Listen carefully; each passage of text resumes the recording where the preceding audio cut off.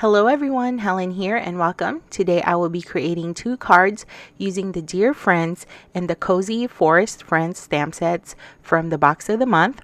Now for the second stamp set I showed you, I'm only going to be using the sentiment.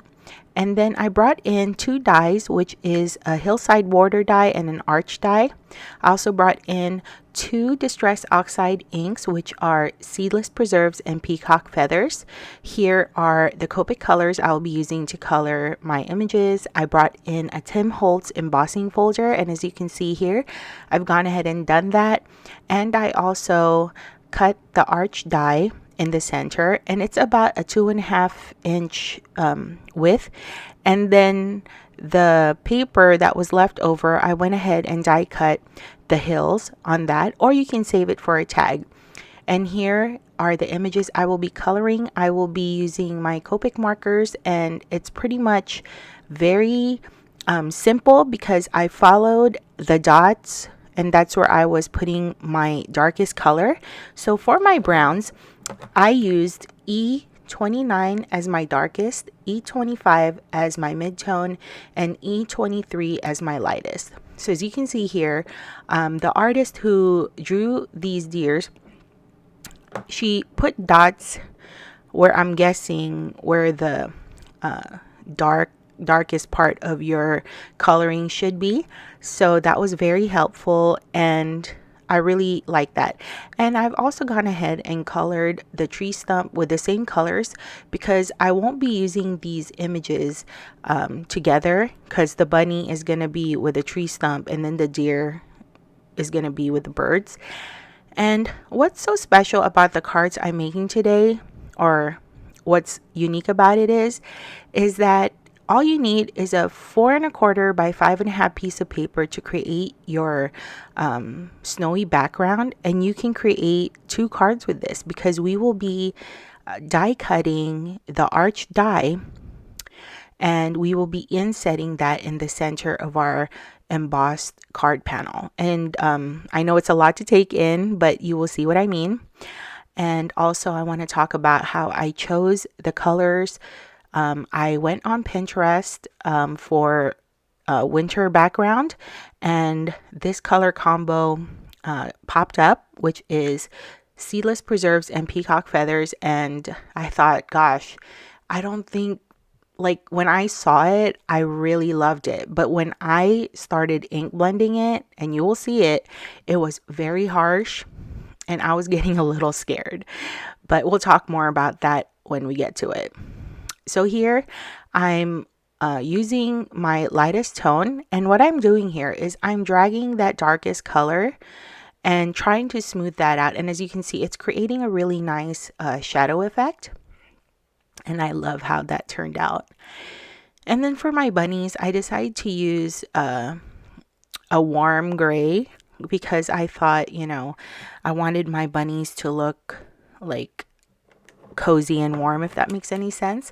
So for my warm grays, I chose W6, W4, W1, and W00. So again, I'm following where the artist dotted the creature, and I'm now going over it with my second lightest tone, which is W4, and dragging out that dark harsh line. I don't want any harsh lines here.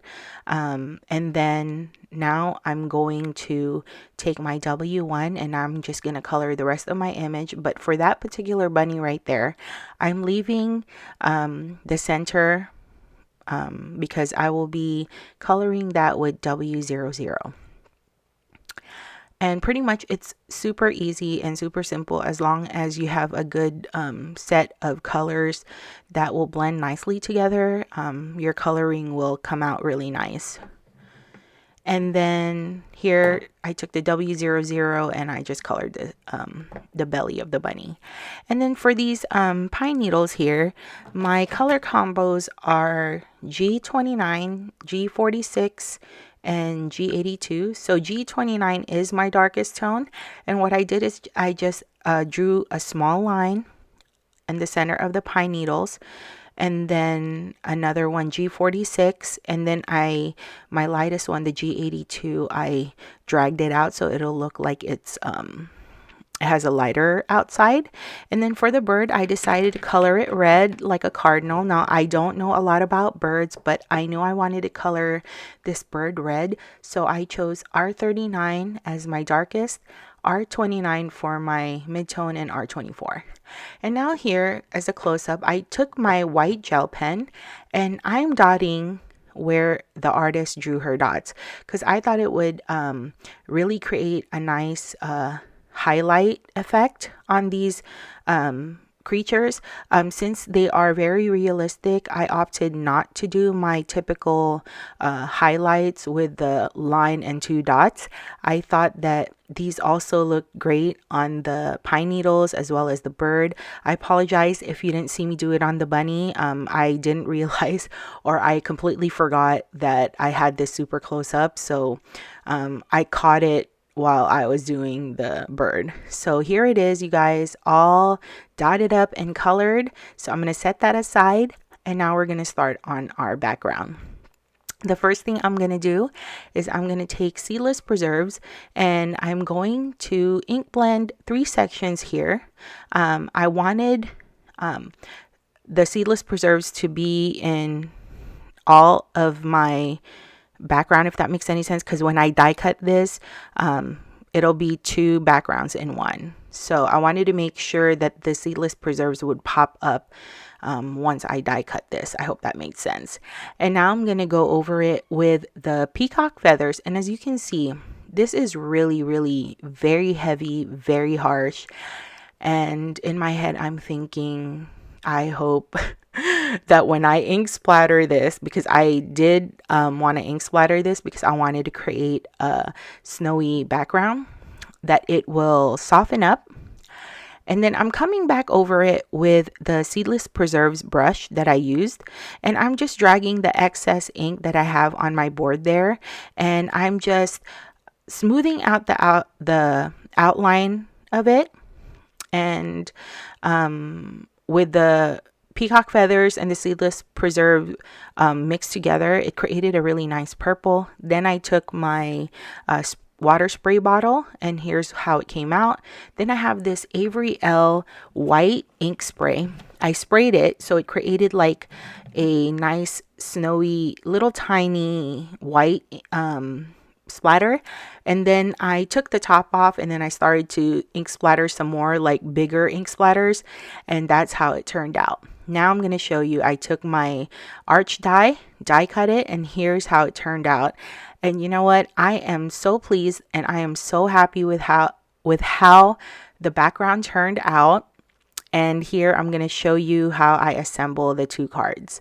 So earlier I said that I did go ahead and embossed the front card panel with my